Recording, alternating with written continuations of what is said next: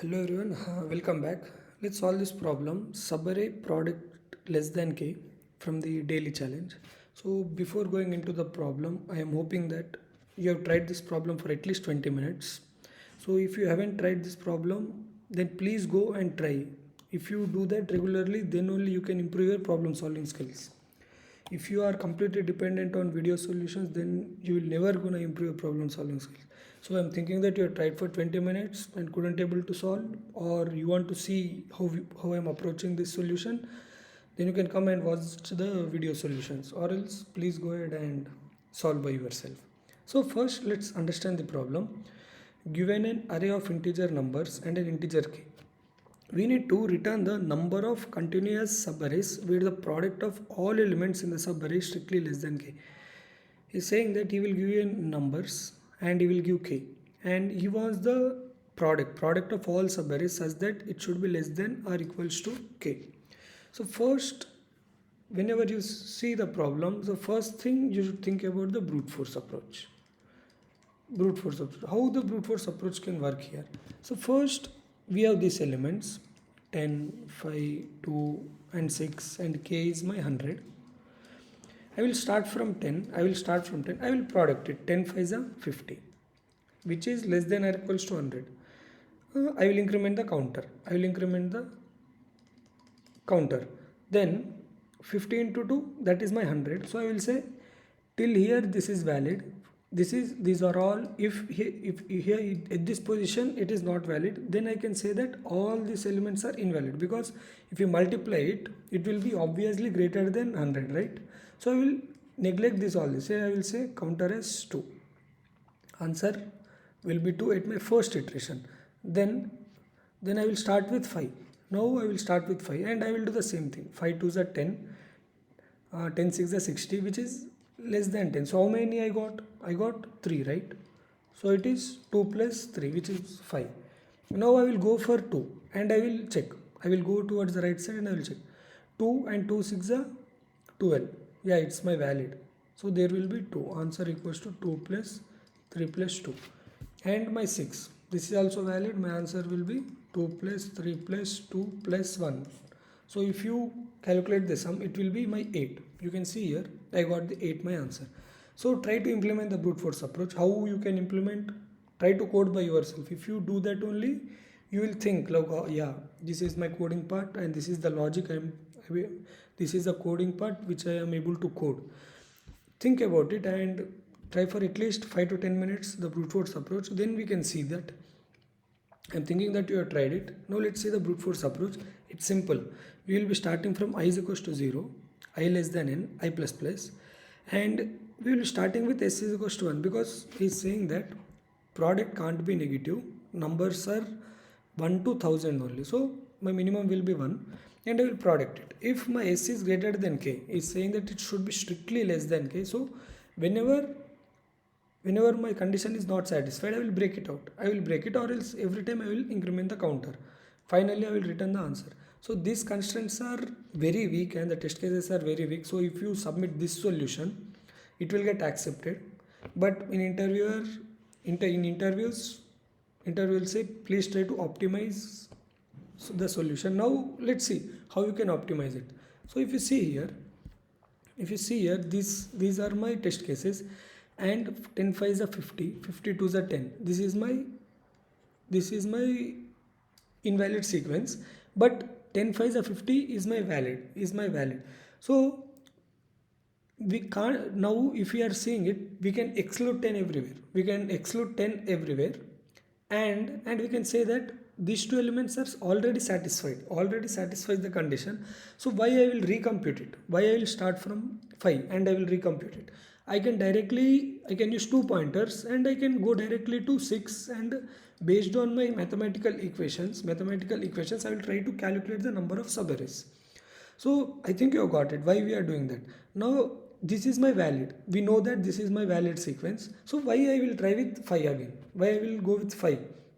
I can use these pointers I and j, and I will try to compute all the sums.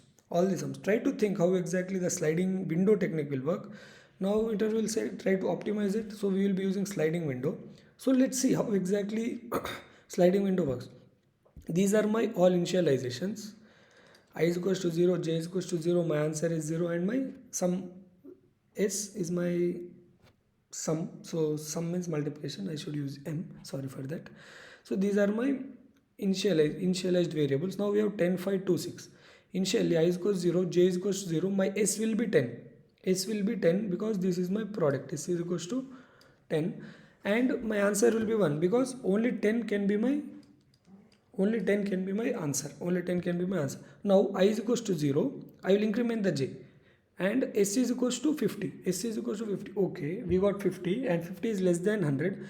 This is also my valid sequence. So it will be 10 comma 5 and 5, right? 10 comma 5. If we are including 5, it will be sequence of 10, 5 and 5 because from I is equals to 0, j equals to 1, all my subarrays are satisfied. So these are my new sequence. Now then if you go here, I is equals to 0, j is equals to 2. My j is equals to 2, that means these are my indexes 0, 1, 2 and 3. So this is my s is equals to, it will be 100. Okay, it will be 100 and it is not satisfying my condition. So I will try to shrink my array. Now I is equals to 0 is there. I will go to I is equals to 1. I will increment the I. I will increment the I and I will check. I will increment the I and I will do answer equals to answer divided by V of I. That means my answer is 100 here. 100 here. So this is my 10. So 100 divided by 10, which is 10. S is equals to 10. This is satisfying my equation. So you are at I is equals to 1 and I is equals to 2. So you can see here, if you include 2, how many subarrays will be satisfied? It will be like 5 comma 2 and only 2, excluding 10. We are excluding the 10 and we are saying that 5 comma 2 and 2 are satisfied. 5 comma 2 and 2 are satisfied. And now if we increment j is reached at 6. J is reached at 6 and my sum is 60, which is still satisfying my condition. So if I include 6 here, how many subarrays you can form? It will be 5 comma 2 comma 6.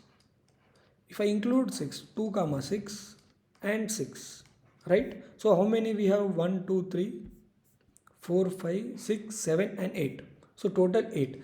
In how many iterations we calculated? I, every time I is iterating till the end. J is also iterating till the end. So it will be like order of n plus n. So overall we can say that it is order of n. Order of n, you can see the time complexity. Now if you see how we are calculating this, 10, 5, 5 to 6. It's simple. We are doing j minus I plus 1. You can see here. Now this is 3. 3 minus 1 plus 1, which is 3. So these are all my 3 subarrays. You can see here. J is equals to 2. I is equals to 1. 2 minus 1 plus 1, which is 2. So these are my 2 subarrays. Same. This is 10. I is equals to 0. J is equals to 0. J minus I plus 1, which is 10. It's simple. When you are including some element, we have this subarray. Suppose consider we have 3, 4, 5. This is my valid subarray. And we are trying to include new element called 6 here. New element called 6. So my subarrays will be 3, 4, 5, 6, 4, 5, 6, 5, 6 and 6. That means this is my size. Just I need the size of the window. Size of the window to get all the subarrays. So we are doing the same here. So I think you have got the logic what exactly we are doing. Try to code it by yourself. Try to think how exactly my window is shrinking and my window is expanding. So I'm hoping that you had tried for a couple of minutes. So now jump into the coding part. Now if you see here, we have initialized I is equals to 0, j is equals to 0. My s will be 1, sorry, s should be 1 because this is multiplication. If you multiply it, s is equals to 0, that means it will go to 0 and answer equals to 0. Now while j is less than n, s is equals to s into v of j. We are multiplying it, right? First we are multiplying. And we are checking if s is greater than k. Suppose if you are getting this condition, if s 100 is greater than or equals to 100, we are doing s is equals to s divided by 100. It will break down to 10 and I will be incremented. We are calculating the window size. Answer equals to answer plus j minus I plus 1 and we are incrementing the j. And finally we are returning the answer. Now if you see here, my k can be 0 to 10 power 6 and my num values are 1 to 1000. If my k is equals to 0, my every element is greater than 0, right? And if my k is equals to 1, all elements are 1 or greater than 1, but my answer should be strictly less than 1, so it's not possible. So whenever you are getting k is equals to 0 or k is equals to 1, or you can directly write k is less than or equals to 1, I will directly return 0 because there are no answers left. So I think you have got it. So here my time complexity will be n plus n, and we are not using any extra space, so it will be like order of 1. So I think you have understood the solution, and if you learned something new from this video, please do like, and if you are new to the channel, please consider to subscribe. I have created a WhatsApp community. There we can discuss daily challenge and the contest problems from the lead code. You can join that. I'll see you in the next video. Till then, bye bye. Don't forget to connect me on LinkedIn.